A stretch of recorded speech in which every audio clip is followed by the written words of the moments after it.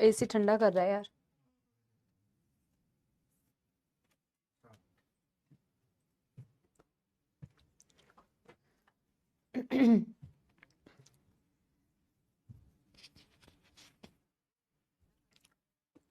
Hello hello hello, नमस्कार नमस्कार नमस्कार। क्या मेरे प्यारे प्यारे जग से न्यारे सपोलों को नजर आ रही है आपकी प्यारी प्यारी जग से न्यारी समाप्ति ma'am? Good evening good evening good evening, नमस्कार, हेलो हेलो, गुड इवनिंग। और आज का दिनांक है, कितना दिनांक है भैया?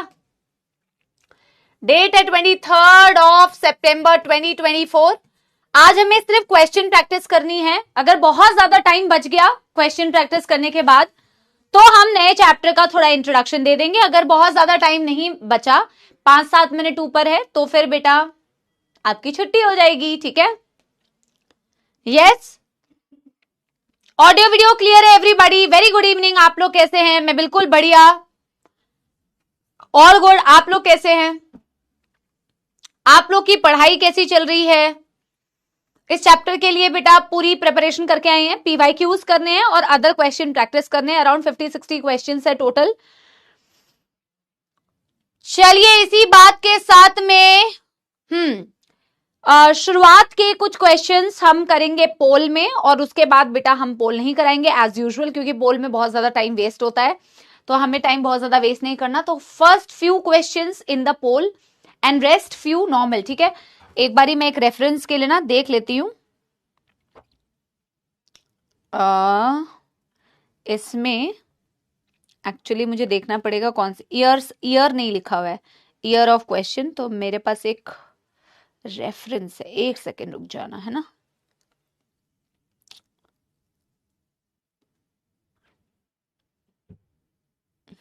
चलो ये रेफरेंस है, अब मुझे ईयर देखना पड़ेगा एक्चुअली। चलिए शुरू करें। यस एवरीवन, टेस्ट के नंबर बता रहे हो क्या आपने? टेस्ट के नंबर बेटा यहाँ पे देखो, आपको एक सच्चाई बताऊं, नीट के टेस्ट के नंबर बताना ना, ठीक है? बहुत अच्छी बात है, आपने बहुत अच्छा मार्क्स लेके आए हो, बहुत अच्छी परफॉर्मेंस है आपकी, very good, very very nice, and keep up the good work and keep doing this hard work. बहुत अच्छी बात है, लेकिन अभी यहाँ पे मत बताओ। आप अपने बेटा नीट में जब बहुत अच्छे नंबर लेके आओगे तब पर्सनली मिल के बताना कि मैम मेरे इतने नंबर आए हैं, तो कोई बात हुई ना। अभी अगले साल लक्ष्य में पढ़ोगे, फिर नीट का एग्जाम दोगे, मिल के बताना कि मैम देखो नीट में हमारे इतने नंबर आए और हम इस मेडिकल कॉलेज में पहुंच गए, है ना? बट यस, ठीक है, अच्छी बात है, आप अच्छा परफॉर्म कर रहे हो और इस परफॉर्मेंस को कंटिन्यू रखिए, बट यहाँ पे बेटा नंबर ना लिखिए, कोई फायदा तो है नहीं। चलिए तपस्या सीरीज शुरू करते हैं बेटा। सबसे पहले ये है ईयर चेक कर लेंगे हम, क्योंकि इसमें ईयर नहीं लिखा हुआ है। पहला जो सवाल है ईयर 2024 का है, नीट 2024 का। पहला क्वेश्चन आप लोग की कंप्यूटर स्क्रीन पर, easy question, very very easy question, 30 second का पोल, ठीक है? चलिए पर रिजल्ट आया नहीं है मैम, तो ये क्या आपने बेटा, जिन्होंने अपने मार्क्स चेक किए हैं ना वो बता रहे हैं अपने मार्क्स, जिन्होंने मैच किया है वो अपने नंबर मैच किए हुए बता रहे होंगे, ठीक है? चलिए पहला क्वेश्चन आप कीजिए बेटा, जो आपके कंप्यूटर स्क्रीन पे दिया हुआ है। 2024 का सवाल है ये, बहुत ही आसान। हमने इस टॉपिक पे कितनी अच्छी तरीके से बेटा प्रिपरेशन, हाँ इतना तो विजिबल है कि बेटा आंसर दे सकते हो।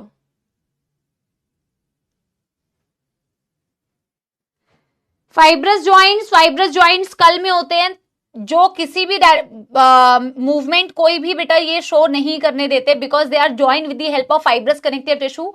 इमूवेबल जॉइंट्स कहलाते हैं। ए का हो गया 3, मेहनत भी नहीं की है ऑप्शन बनाने में, एक ही ऑप्शन बेटा बनाया हुआ है, कोई मेहनत भी नहीं की है, ऑप्शन बी या ऑप्शन 2, है ना? बाकी भी पढ़ सकते हो but it is so easy. Cartilaginous joint, adjacent vertebrae slightly movable joints, hinge joint दरवाजे की तरफ खुलता है, elbow joint and your knee joint, ball and socket all direction movement, your shoulder joint and your hip joint. Such a easy question. NEET 2024 का question number 1 का answer है option 2। Option 2 देख लेते हैं, इसीलिए आपकी परफॉर्मेंस भी थोड़ी सी बेटर है, पर ये वाले बच्चे कहां से आते हैं पता नहीं, ठीक है ना? वेरी वेरी वेरी इजी, ठीक है? चलिए 2024 का ही क्वेश्चन नंबर 2 है, बट ये क्वेश्चन नंबर 2 जो है ना बेटा, ये आप इस चैप्टर का भी कंसिडर कर सकते हो और स्ट्रक्चरल ऑर्गेनाइजेशन इन एनिमल्स का भी कंसिडर कर सकते हो, दोनों का ही कंसिडर कर सकते हो, क्योंकि यहां से भी रिलेटेड है वहां से भी रिलेटेड है, तो जैसा आपको सही लगे।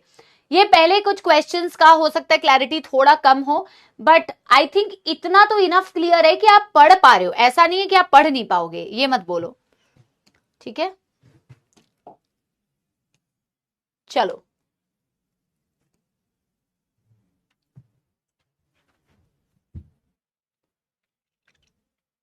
हाँ आदर्श बेटा बिल्कुल होंगे।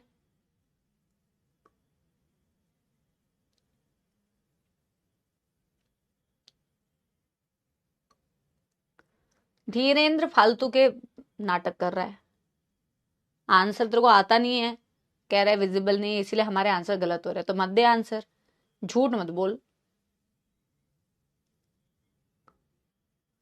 सच इजी क्वेश्चन बेटा। 3 type of muscles are given in A, B, C. Identify the correct matching along with their location in the human body. Skeletal bicep में होता है, ये स्केलेटल तो है। इनवॉलेंट्री इंटेस्टाइन में होता है, ये इनवॉलेंट्री भी है। ये थर्ड वाला स्मूथ नहीं है, ये इनवॉलेंट्री नहीं है, ये स्मूथ नहीं है, तो आंसर बन जाता है ऑप्शन 4। ऑप्शन 4 में दिखाया हुआ है स्केलेटल मसल्स, ये स्केलेटल है, ट्राइसेप में होते हैं, स्मूथ मसल स्टमक में होते हैं, कार्डियक मसल हार्ट में होते हैं। ये तो 100% बच्चों का सही आना चाहिए था, ऑप्शन 4 100% बच्चों का सही आना चाहिए था। 90 तक भी नहीं पहुंच रहे हो तुम, कोई ना कोई तो बेटा गलत देता ही देता है।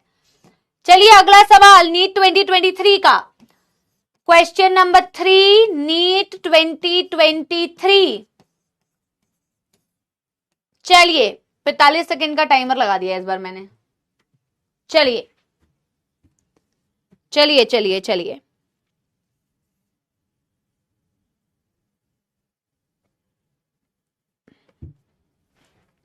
मतलब 2 सवाल और 3 भी सवाल आ सकते हैं बेटा, 2 to 3 questions from this small छोटू सा चैप्टर, 2 से 3 सवाल।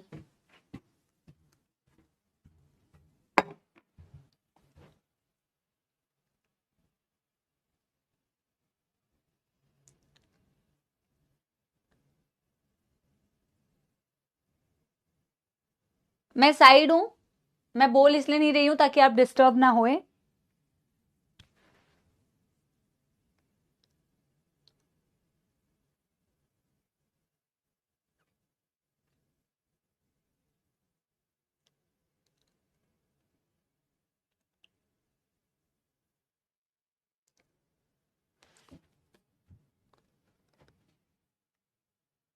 Done. Which of the following statements are correct regarding the skeletal muscles? Muscle bundles are held together by collagenous connective tissue layer called as fascicles. नहीं, fascicles तो muscle bundles को ही कहते हैं, collagenous connective tissue का नाम होता है fascia। ये statement हो गई false। Muscle bundles are held together by collagenous connective tissue called as fascia बेटा, fascicles नहीं। fascicles तो muscle bundles को ही कहते हैं। Sarcoplasmic reticulum of muscle fiber is a storehouse of calcium ions. True. Striated appearance of skeletal fiber is due to distribution pattern of actin myosin protein. Yes. Distribution pattern की वजह से ही होता है striated appearance. M-line is considered as functional unit. नहीं. Sarcomere is considered as functional unit of contraction called sarcomere. कुछ भी. False. बोला है choose the most appropriate answer. Correct पूछा हुआ है तो आपका बी एंड आपका C, B and C only, option 4 option 4 option 4 option 4 option 4। हाँ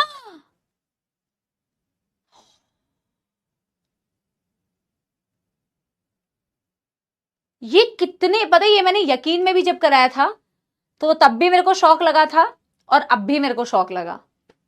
फेशिया पढ़ लिया था, उन्नति, अक्षा, आयुषी, रवि, अंकिता, प्रीति, बेटा ऐसा ही होता है ना। और ये मैंने आपको क्लास में भी कुछ वेसिकल से रिलेटेड क्वेश्चन कराया था, ये मैक्सिमम लोग गलत करते हैं। देखो एनसीईआरटी की ही लाइन है, इतना आसान सवाल, पर आप लोगों ने पढ़ लिया था। क्या होता है, मैं बोल रही हूँ ना, अपने माइंड को कंट्रोल करना सीखो। कई बार हम ना लैंग्वेज वही पढ़ते हैं जो हम पढ़ना चाहते हैं। जो आप पढ़ना चाहते हो वो मत पढ़ो बेटा, जो लिखा है वो पढ़ो। Because we are so used to ना कि लाइन ऐसे ही लिखी होगी तो हमारे मन में जो चल रहा होता है हम वही पढ़ते हैं, वही अवॉइड करना है बेटा, ठीक है ना। चलिए, बहुत बढ़िया सवाल था, इजी क्वेश्चन था, बट इसमें आप लोगों ने बहुत जबरदस्त गलती करी है, ठीक है। एनीवे, नीट 2023 का अगला सवाल, and this will be question number 4। Again very easy बेटा, ज्वाइंट से तो क्वेश्चन ऐसे आता है जैसे मानो, है ना, बहुत इजी, बहुत बहुत इजी। चलिए, जिनका सही है वो तो बहुत अच्छी बात है बेटा।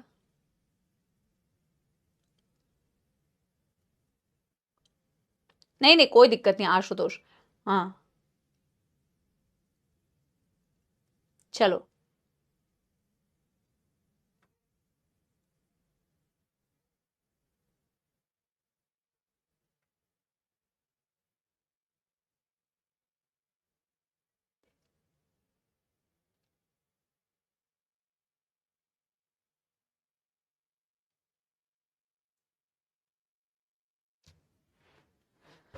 Type of joint and found between cartilaginous joints.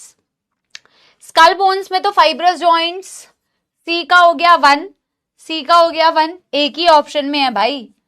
ए का हो गया 2 कार्टिलेजिनस ज्वाइंट्स। ये क्या है,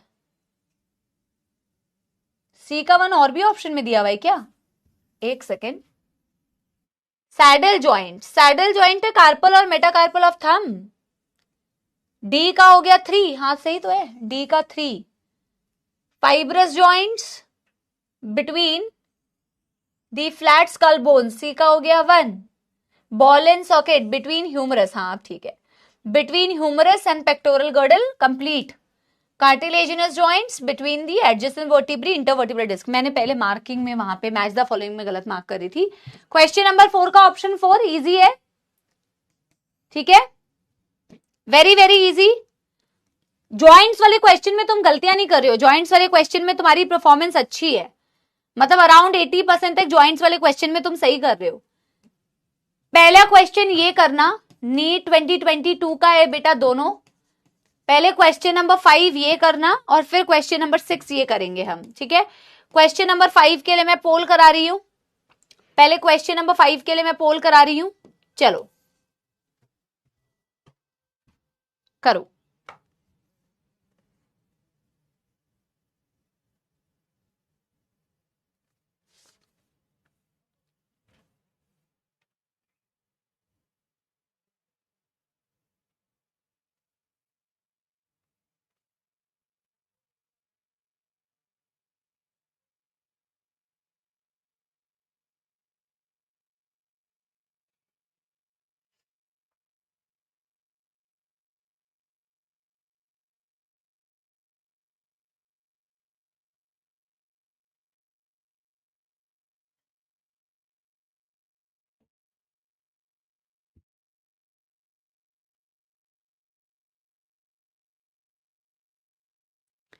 पहला स्टेटमेंट कह रहा है बेटा, वेरी वेरी इजी, डिसऑर्डर में हमने रीड भी किया है। Osteoporosis is characterised by decreased bone mass and increase chances of fracture. Osteoporosis definitely बेटा पोर्स हैं, एज रिलेटेड डिसऑर्डर है, बोन मास कम हो जाता है, चांसेस ऑफ फ्रैक्चर इसीलिए इंक्रीज हो जाते हैं, बिल्कुल सही है असर्शन। रीजन कह रहा है common cause of osteoporosis is increased नहीं decreased level of estrogen. Assertion is true. Reason is false, beta. Option 1 is the correct answer for question number 5. Very easy, direct line of NCERT. Option number 1 है ना? अरे यार, option number 1 नहीं, assertion is correct, reason is not correct. ऐसे भी बेटा देखो, मैं भी वही रीड कर रही हूँ जो मुझे रीड करना है। assertion is correct and reason is not correct. Option 4 अच्छा हुआ मैंने यहाँ पे नहीं किया था, वरना तुम्हारी रैंक कभी उथल पुथल हो जाती, होता है ना कभी कभी। Assertion is correct, reason is not correct, option 4। पर ये इतने 68% ही क्यों सही आए? 17% बच्चों को क्यों लगा कि both assertion reason are correct and reason is the correct explanation? ये इसीलिए लगा क्योंकि उन्होंने ये इंक्रीज लेवल नहीं पढ़ा, उन्होंने अपने मन से इसे डिक्रीज लेवल पढ़ा। पढ़ा कि नहीं? हम अपने मन की बेटा बहुत ज्यादा सुन रहे हैं आजकल। हाँ, डिक्रीज लेवल नहीं इंक्रीज लेवल। बच गए मैम, बच गए मैम। हाँ, अरे भाई और बहनों, ये क्या किया है तुम लोगों ने? अग्रिम तो भैया एकदम अग्रिम पोजीशन पे चल रहे हैं। इसमें मैं पोल नहीं करा रही हूं. विच of the following is present between the adjacent bone of vertebral column. चलो पोल करा ही देती हूं. चलो क्वेश्चन नंबर 6 के लिए मैंने पोल करा दिया है. दीजिए इसका आंसर. टाइम तो बेटा नीट में भी तुम्हें इतना कम मिलेगा.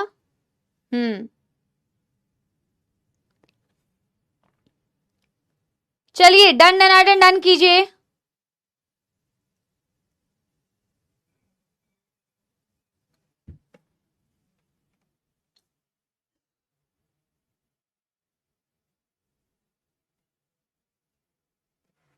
मुझे पता है इसमें बहुत सारे लोग शगुन करने वाले हैं. विच of the following is present between adjacent bone of vertebral column. जितने भी लोगों ने बेटा अपने मन की सुनी और जल्दी से फटाक से इंटरकैलेटेड डिस्क मार्क कर दिया है, उनको मैं बहुत बहुत बधाई देना चाहती हूं. आपका आंसर गलत है. Option C is the correct answer. देखो मुझे पता था ना 23% बच्चों का ये आंसर आएगा. Intercalated disc are the junctions which is found in the cardiac muscles. Not intercalated disc बेटा, intervertebral disc होता है. और intervertebral disc is a type of a cartilage. कितने लोगों ने किया ना ये? जिनको पहले से पता था उन्होंने सही किया, जिन्होंने ज्यादा टाइम ले लिया क्वेश्चन पढ़ने के लिए. Option 3 is the correct answer. NEET 2022 के बाद बढ़ते हैं बेटा. अब पोल नहीं करा रही हूं, अब डायरेक्ट क्वेश्चन करो. क्वेश्चन नंबर 7 ये भी नीट 2022 का है. अब आप पढ़ते रहो और फटाफट से करते रहो, ठीक है? यस, कोई बात नहीं, यहां गलतियां कोई बात नहीं, पेपर में नहीं होनी चाहिए final. Which of the following is a correct match for disease and it's symptom. कौन सा करेक्ट मैच है बेटा बीमारी और उसके सिम्टम के लिए? ठीक है, मस्कुलर डिस्ट्रॉफी ऑटो इम्यून नहीं होता, मस्कुलर डिस्ट्रॉफी जेनेटिक होता है. आर्थराइटिस, इन्फ्लेम जॉइंट, इससे आसान सवाल आपको क्या चाहिए पीवाईक्यू में बेटा? Of course arthritis means inflame joint.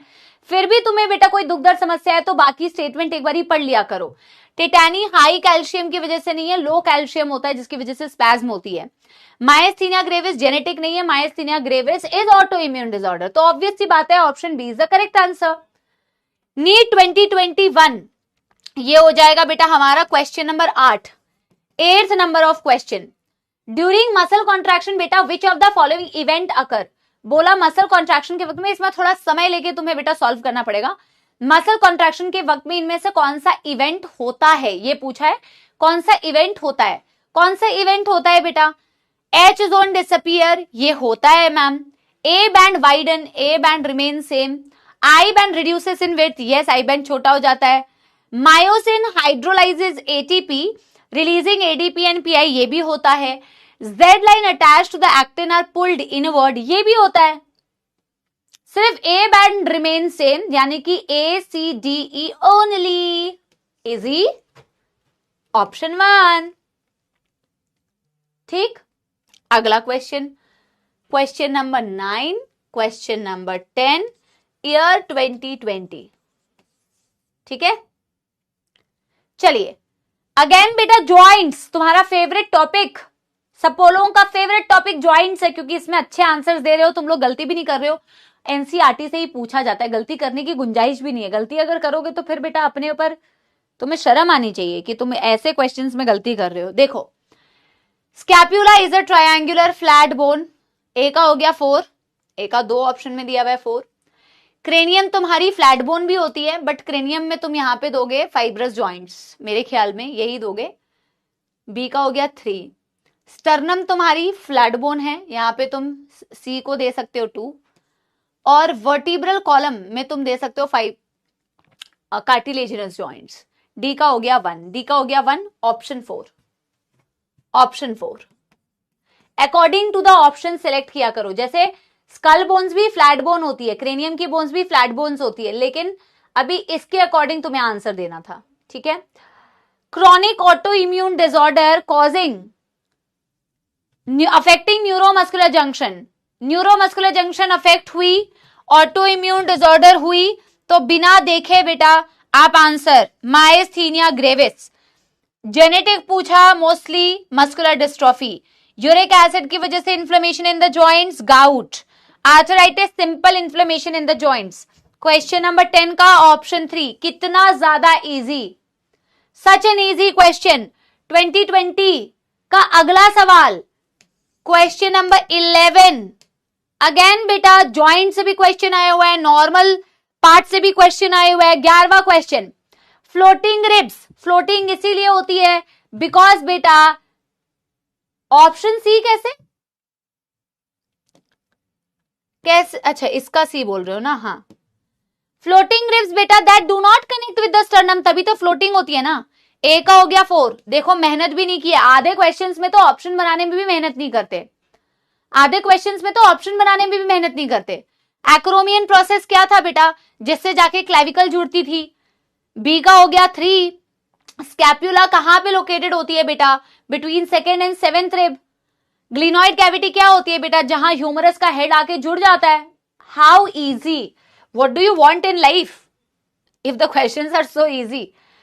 Question number 12 2019 का, select the correct option, 8th 9th 10th pair of rib articulate directly with the sternum. नहीं, 8th 9th 10th pair of rib को बोला जाता है फॉल्स रिब। फॉल्स रिब पहले 7th के cartilage से जुड़ती है, इनडायरेक्टली स्टर्नम से जुड़ती है, डायरेक्टली नहीं जुड़ती। 11th and 12th pair of ribs are connected to the sternum, ये कनेक्टेड ही नहीं होती है स्टर्नम से, इसीलिए इसे फ्लोटिंग रिब्स कहते हैं। Each rib is a flat thin bone and all the ribs are connected dorsally to the thoracic vertebrae and ventrally to the sternum। देखो हर एक रिब फ्लैट थिन बोन तो होती है। जितने भी लोग सी आंसर दे रहे हैं उनको मैं बता दूं कि आप गलत हैं। All ribs are not connected बेटा to the thoracic vertebrae and to sternum। सारी रिब स्टर्नम से थोड़ी कनेक्टेड होती है। व्हाट अबाउट फ्लोटिंग रिब्स, वो तो नहीं कनेक्टेड होती है, तो फॉल्स हो गया ना। देर आर 7 पेयर ऑफ, इसीलिए पूरा भी पढ़ लिया करो कई बार ओवर कॉन्फिडेंस में, क्योंकि 1 सेकंड लगेगा एक और ऑप्शन पढ़ने में, पढ़ लिया करो, तसल्ली कर लिया करो। There are 7 pair of vertebrosternal, yes. 3 pair of vertebrochondral, yes, false ribs, and 2 pair of vertebral ribs, yes. Option 4 is the correct answer. Question number 13 and question number 14, NEET 2018। ये एक्सक्रीशन वाले चैप्टर में भी शायद कराया है, या नहीं कराया तो अभी कर लो, क्योंकि दोनों चैप्टर का मर्ज करके क्वेश्चन आया हुआ है, ठीक है। Glycosuria, presence of glucose in the urine, शायद मैंने उस चैप्टर में भी कराया है। तो ए का हो गया 4, एक ही ऑप्शन में दिया है ऑप्शन 4। गाउट तुमने पढ़ा बेटा, accumulation of uric acid in the joints. Renal calculi, salts आपके जो बनते हैं। Nephritis, inflammation in the glomeruli, very easy, कतई इजी क्वेश्चन है। क्वेश्चन नंबर 14 बेटा 2018 का सवाल है, देखो। Calcium is important in skeletal muscle contraction. Calcium skeletal muscle contraction में इंपॉर्टेंट होता है, बिल्कुल होता है। Why it is important, because it binds to troponin to remove the masking of active sites on actin for myosin, क्योंकि ये troponin से bind करके मास्किंग को हटाता है, यस, इसीलिए इंपॉर्टेंट होता है। ट्रोपोनिन एक्चुअल में क्रॉस ब्रिज बनाने के लिए रिस्पॉन्सिबल है। अगर ट्रोपोनिन, कैल्शियम और ट्रोपोनिन, मतलब कैल्शियम की प्रेजेंस एक्चुअल में, ट्रोपोनिन भी नहीं, ट्रोपोनिन तो एक्चुअल में मास्क कर रहा है, एक्टिव साइट को ब्लॉक कर रहा है। अगर ये कैल्शियम आयंस नहीं होते तो वो टीपीसी से बाइंड ही नहीं कर पाते। अगर वो टीपीसी से बाइंड नहीं करते तो बेटा ट्रोपोनिन हटता ही नहीं एक्टिव साइट से। तो it is important for calcium to bind to the troponin to remove the masking of the active sites on actin for myosin. Option 1 is the correct answer, ठीक है। चलिए आप मुझे बताइए, 14 क्वेश्चंस तुमने पीवाईक्यू के करे, ये भी तपस्या सीरीज का ही पार्ट है। पीवाईक्यू में 14 में से आपने कितने करेक्ट किए? देखो मैं जेन्युइनली अगर बोलूं तो 14 में से 14 ही करेक्ट होने चाहिए थे, क्योंकि बेटा पीवाईक्यूज तो बहुत ही इजी आते हैं। बट अगर मैं ये समझू कि आपकी रिवीजन अभी इनकम्प्लीट है, तो अगर आपके ना बेटा सपोज करो चलो 11-12 भी सही बन रहे हैं ना, तो आप लोग ठीक है। 11-12 भी सही बन रहे हैं तो इट्स फाइन, ठीक है, you are doing absolutely fine. थोड़ी और इंप्रूवमेंट कर सकते हो फुल मार्क्स के लिए, बट अगर आपकी 11 से 12 भी क्वेश्चन सही हो रहे हैं तो यू आर गुड पानी में, ठीक है ना, पानी में हो आप लोग। चलिए, और अगर उससे बिलो है तो थोड़ी सी इंप्रूवमेंट कीजिए बेटा। अगर 11 से कम, 3 से ज्यादा क्वेश्चंस गलत हुए हैं, 10 जैसे बहुत सारे लोगों के 10 हुए हैं, तो आप लोग मार्जिन पे हैं, आप लोग को थोड़ा सा और अपने आप को पुश करने की जरूरत है। तो शुरू करें बेटा rest of the questions, rest of the PYQs. Yes everybody, बहुत शानदार। करें फटाफट से क्वेश्चन नंबर 15। अब पहले आएंगे एमसीक्यूज, फिर आएंगे स्टेटमेंट बेस्ड, फिर आएंगे असर्शन रीजन। ठीक है, question number 15, the functional unit of contraction contractile system in the striped muscles, stripped muscles यानी कि आपकी स्केलेटल मसल्स, यानी कि आपकी स्ट्राइएटेड मसल्स की बात करें। फंक्शनल यूनिट किसी भी कॉन्ट्रैक्टाइल सिस्टम का क्या होता है? सार्कोमियर होता है। झट झट फट फट आंसर देना है। नीट में biology is all about time. जितनी ज्यादा जो बच्चे कह रहे हैं ना मैम आप टाइम नहीं देते हो पोल में, नीट आप लोगों का, मैं आपको पहले ही बता दे रही हूं, आपका पेपर अच्छा जाएगा अगर आपने बायोलॉजी टाइम पे खत्म कर दी। बायोलॉजी अगर आपका टाइम ले गई तो ले गई सीट। समझ गए ना? फिजिक्स केमिस्ट्री को टाइम मिलना चाहिए सॉल्व करने का। तो अभी जो क्वेश्चंस आप कर रहे हो यू मार्क होने चाहिए बेटा विद इन 2-3 सेकेंड्स। ज्यादातर क्वेश्चंस ऐसे ही होते हैं जो आप फ्रैक्शन ऑफ सेकेंड्स में आंसर दे सकते हो नीट में। Question number 16, each rib has dash articulation surface on its dorsal end and is called as dash. तो ईच रिब हैज बेटा 2 आर्टिकुलेटिंग सरफेस, और क्योंकि 2 आर्टिकुलेटिंग सरफेस होती है बेटा इसीलिए हर एक रिब को बाइसेफेलिक बोला जाता है। 2 articulating surface and they are known as bicephalic rib. Option B is the correct answer. ठीक है, क्वेश्चन नंबर 17। चलिए, name the connective tissue layer that holds the muscle bundle together in the skeletal muscle. अब गलत मत कर देना, बोला यही आपके नीट में भी आया था। कौन सी कनेक्टिव टिश्यू है जो मसल बंडल्स को बेटा होल्ड करती है in skeletal muscles? They are fascia. Fascicles muscle bundles को बोलते हैं, फैसिकल्स को होल्ड करने वाली जो टिश्यू होती है उसे फेशिया बोलते हैं। So option B is the correct answer. ठीक है, फेशिया होल्ड करती है। Question number 18, multi statement question. Multi statement question, which of the following statements are incorrect regarding the skeletal muscle? The vertebral column has 10 thoracic vertebrae. False. Vertebral column has 12 thoracic vertebrae. The light band contains actin and are called as the A band. Light band contains actin and are called as I band, ना कि A band. Patella covers the knee ventrally. Yes, ventral side पे knee cap होती है. True. M line is considered as the functional unit of contraction. False. पूछा क्या है? Incorrect पूछा है, तो A भी false, B भी false and D भी false. A, B and D only. Option D is the correct answer. ठीक है, क्वेश्चन नंबर 19, D ही आंसर दे रहे हैं। Question number 19, which of the following is true about cardiac muscles? Cardiac muscles के बारे में true कौन सा है इसमें से? दे आर स्मूथ, नहीं ये स्मूथ बिल्कुल नहीं होती है। They are striated and function involuntarily, yes ये करेक्ट बात है, फिर भी बाकी पढ़ लो। They are associated with skeletal system, नहीं स्केलेटल सिस्टम के साथ एसोसिएटेड होती है skeletal muscles. They are present in the heart and lungs, lungs में कहां से आ गई बेटा? कौन से सपोर्ट लेके लंग्स में है? Option B.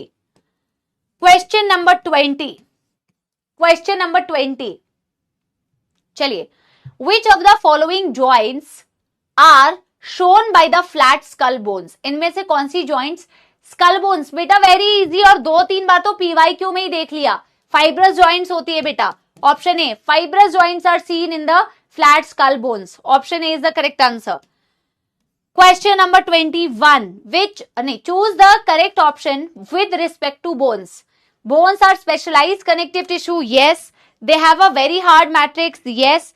Because they are rich in calcium, that is why they have hard matrix, yes. All of the above, all the statements are beta correct with respect to bone, यानी कि option 4। कितने सारे concepts आपके revise होते हैं जब आप ऐसे क्वेश्चंस करते हैं।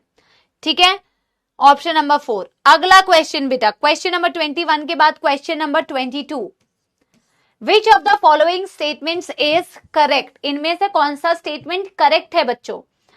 Actin filaments are thicker than myosin filaments.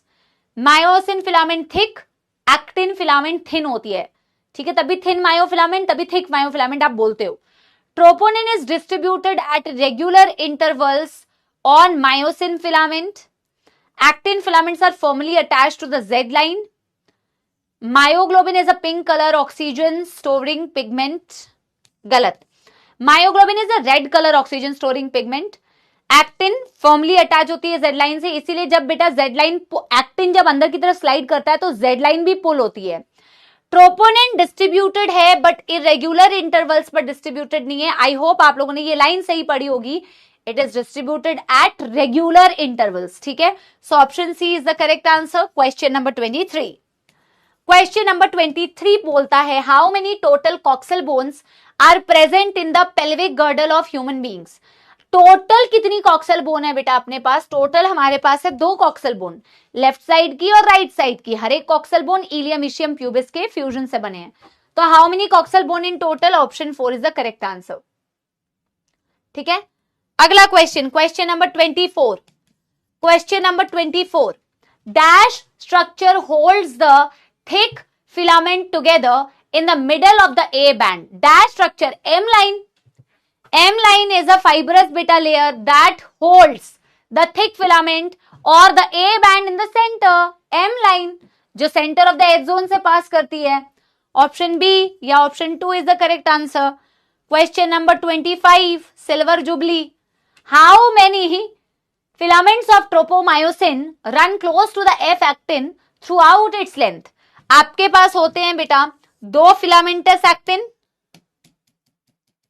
आपके पास फिलामेंटस एक्टिन भी 2 होते हैं और इसके पैरेलल रन करने वाली ट्रोपोमायोसिन भी आपके पास 2 होती है, ऐसे।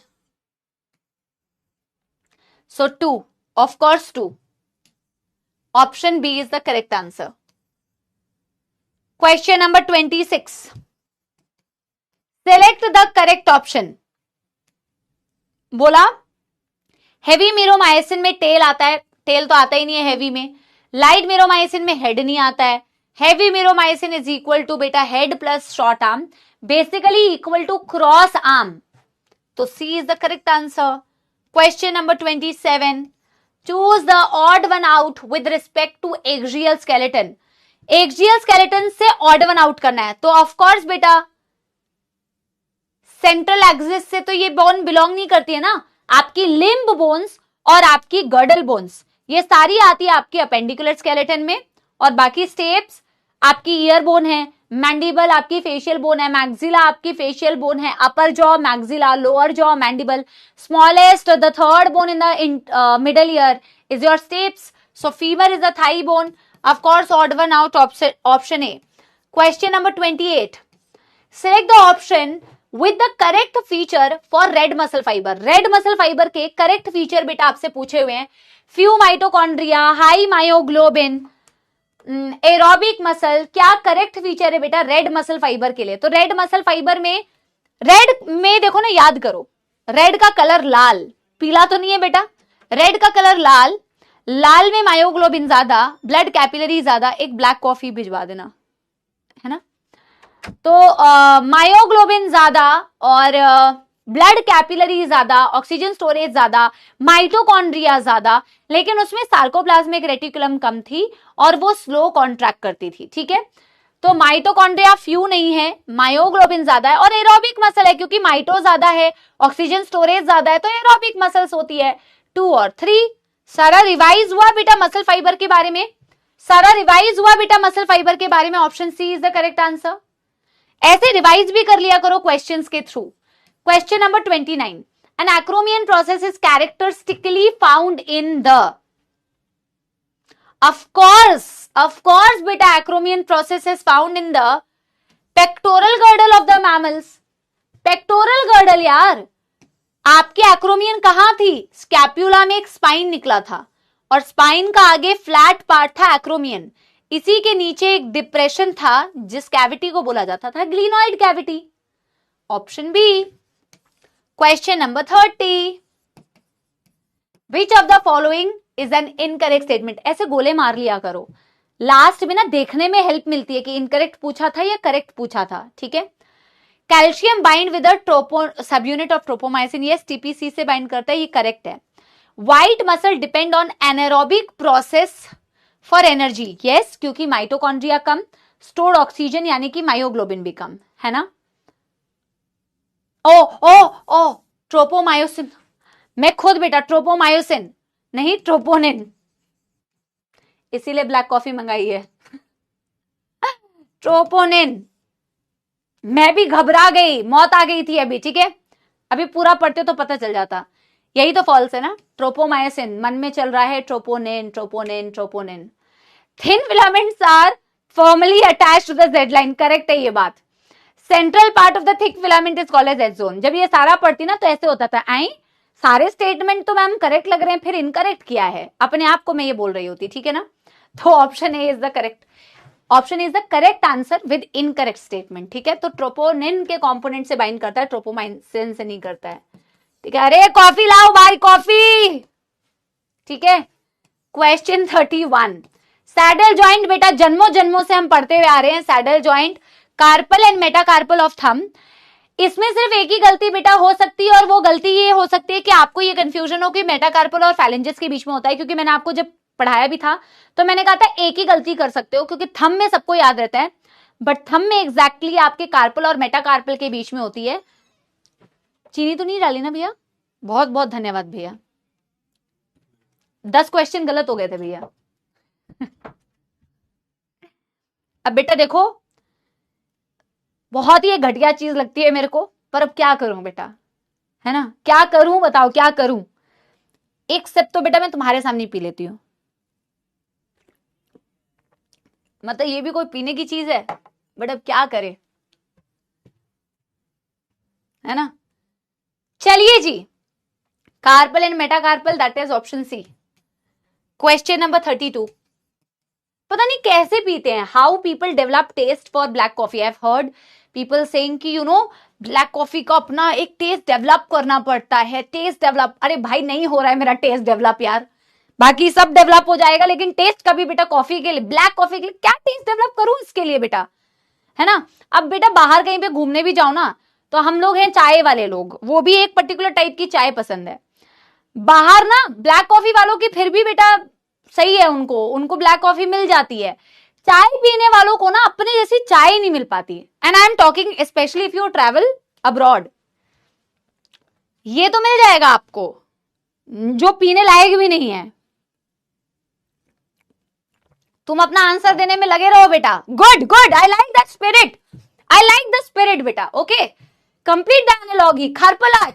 अब देखो मैम की एनर्जी, अब तुम देखना भाई, जब तक मैं पूरा खत्म करूंगी तब तक बेटा देखना, इतनी मेरे पंख आ जाएंगे बेटा, मेरी इतनी एनर्जी हो चुकी होगी ना, आधे लास्ट के क्वेश्चंस में हवा में उड़ते हुए कराऊंगी तुम्हें। कार्पल 8, टार्सल होते हैं 7, तो option D is the correct answer, ठीक है, D.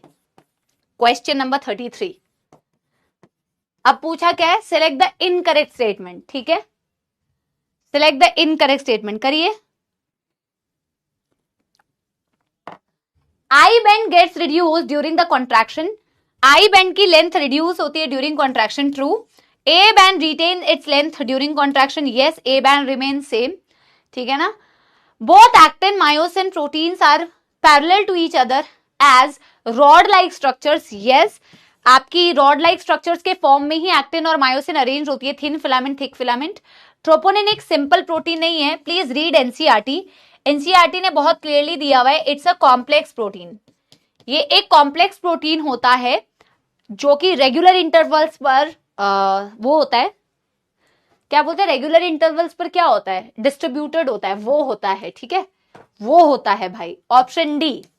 Question number 34, question number 34 बेटा, एक्चुअल में ना इसीलिए मैं आप लोगों को बोल रही थी, कि मैंने तो बेटा जैसे ना एटीपी बाइंडिंग साइट्स कहीं पे दिखा दी है, कहीं पे एक्टिन बाइंडिंग साइट्स दिखा दी है, बट जब आपके नहीं ट्राइमेरिक प्रोटीन तो ठीक है, but distributed at regular intervals, ये पूछना था। बट ना एनसीईआरटी का अगर डायग्राम एज इट इज आ जाए तो इसीलिए गलत नहीं होगा कि आप कहीं पे भी एक्टिन और एटीपी एक्टिन बाइंडिंग साइट्स और एटीपी बाइंडिंग साइट दिखा रहे हो, वो गलत नहीं होगा, ठीक है। हेड के ऊपर एक एक्टिन बाइंडिंग साइट है, एक एटीपी, बट हमें एनसीईआरटी वाला एग्जैक्टली पता होना चाहिए, एनसीईआरटी वाला एग्जैक्टली पता होना चाहिए। तो एनसीईआरटी ने यहां पे, if I am not wrong, अपने बेटा चेक करना, इस पर्टिकुलर जगह पे दिखाया हुआ है बेटा एक्टिन बाइंडिंग साइट को, और ये जो 4 है ना बेटा, ये इन साइट्स पे दिखाया हुआ है एटीपी बाइंडिंग साइट्स को, आप चेक भी कर लो। एटीपी बाइंडिंग साइट्स दिखाई हुई है इस पर्टिकुलर जगह को, जिसे इन्होंने 4 लेबल किया हुआ है, और जो 3 लेबल किया हुआ है उन वाली जगह पे एक्टिन बाइंडिंग साइट दिखाई हुई है। तो एनसीईआरटी को एग्जैक्टली फॉलो करना है। मुझे थम्स अप भी देना if I have mark the correct answer, ठीक है ना।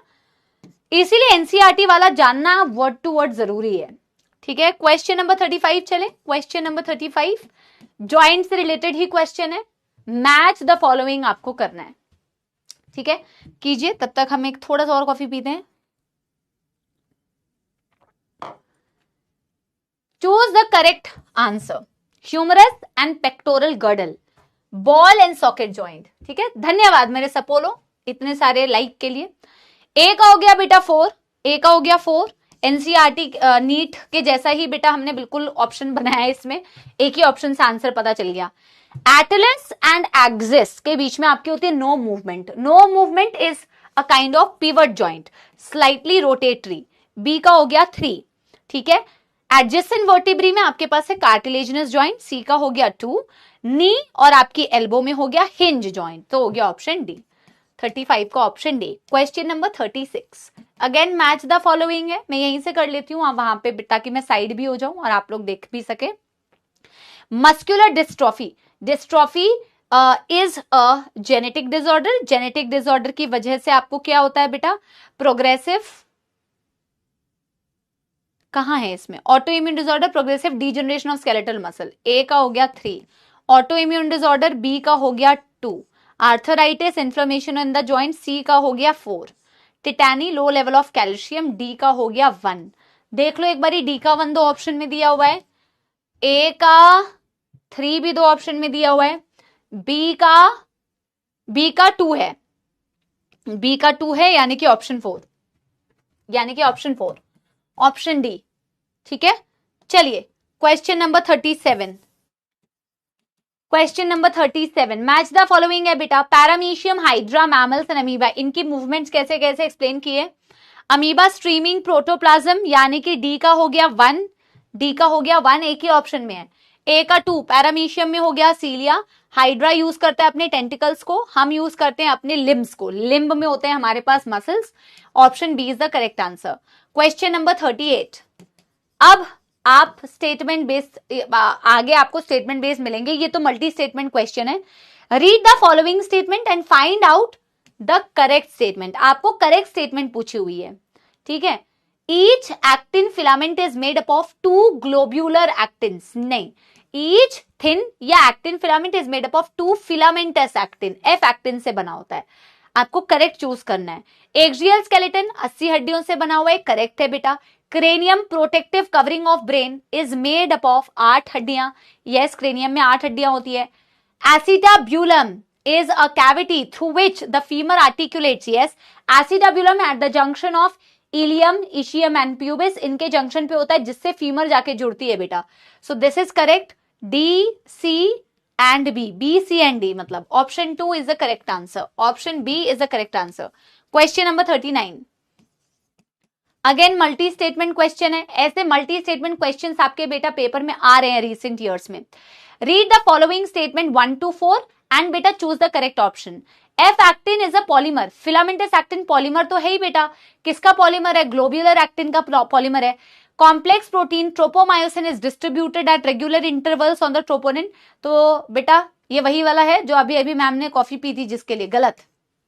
कॉम्प्लेक्स प्रोटीन है ट्रोपोनिन, ट्रोपोनिन डिस्ट्रीब्यूटेड होता है अलोंग ट्रोपोमायोसिन, ना कि उल्टा जो दिया हुआ है, तो ये फॉल्स हो गया, ठीक है ना। Myosin is a thick filament which is also a polymerise protein, yes, ये भी एक पॉलीमराइज प्रोटीन है, मीरोमायोसिन से मिलके बना होता है, मीरोमायोसिन से मिलके बना होता है, तो absolutely it's a thick filament which is also a polymerise protein. Globular head of meromyosin consist of light meromyosin, ये क्या है, नहीं, ग्लोबुलर हेड हेवी मीरोमायोसिन को बनाता है, लाइट मीरोमायोसिन से लेना देना नहीं है। तो आपसे पूछा है correct statement, so 1 and 3 are the correct statement, 1 and 3 option B is the correct answer. Question number 40, question number 40 again multi statement question. Human skeleton has 206 हड्डियां, true. All mammals except a few have 8 cervical vertebrae, yes, ये मैंने पढ़ाते वक्त भी आपको कहा था कि सारे मैमल्स में 8 सर्वाइकल वर्टिब्री होती है with some exception. All mammals except a few have 8 नहीं,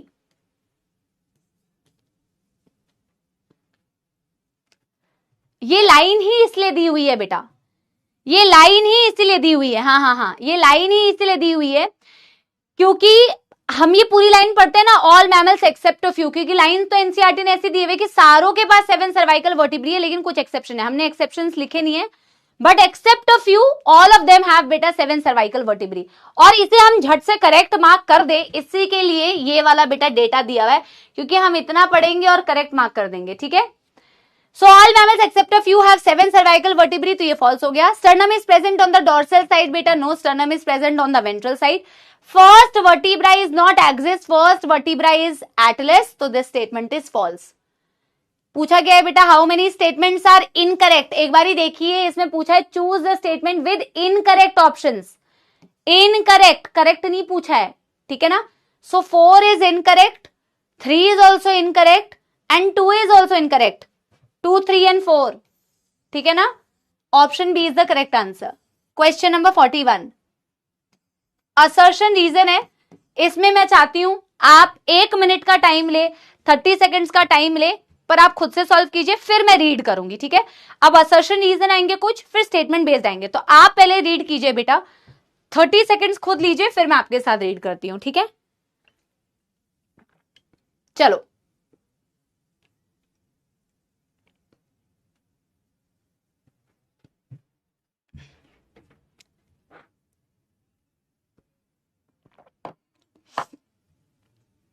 पढ़ूं अब मैं।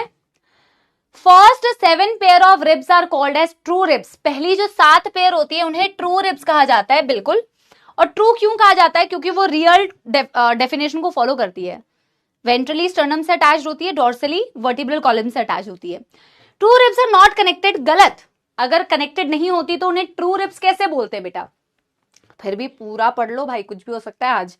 True ribs are not connected ventrally to the sternum. False है बेटा, obviously they are connected to the sternum and they are also connected to the vertebral column. So assertion is true, reason is false. Option A is the correct answer. Question number 42. Again बेटा 30 seconds पहले आप read कर लीजिए, फिर हम करते हैं, ठीक है। चलो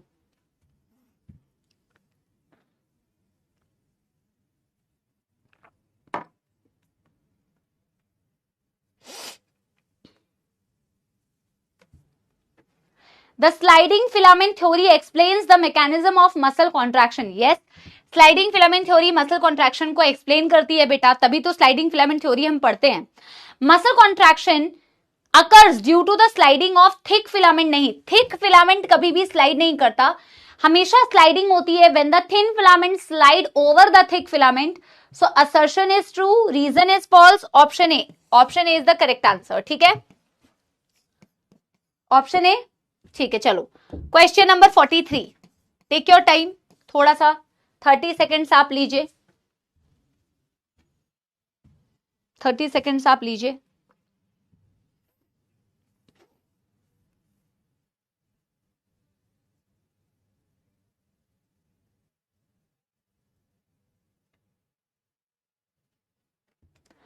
all movements result in locomotion, सारे मूवमेंट से लोकोमोशन नहीं होती है, this is also movement but not resulting in locomotion.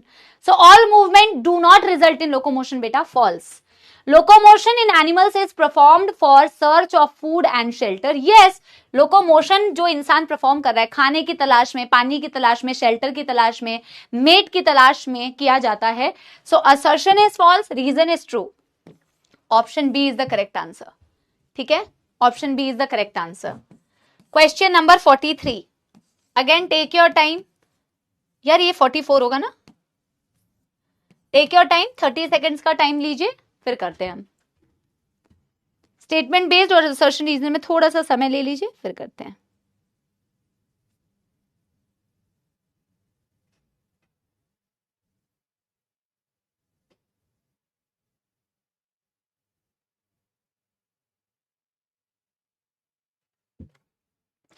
Passage of ova through the female reproductive tract is facilitated by the ciliary movement. Yes, ओवा का जो movement होता है हमारी रिप्रोडक्टिव ट्रैक्ट, आप आगे 12वीं कक्षा में ये पढ़ेंगे भी, मैंने आपको बताया भी था।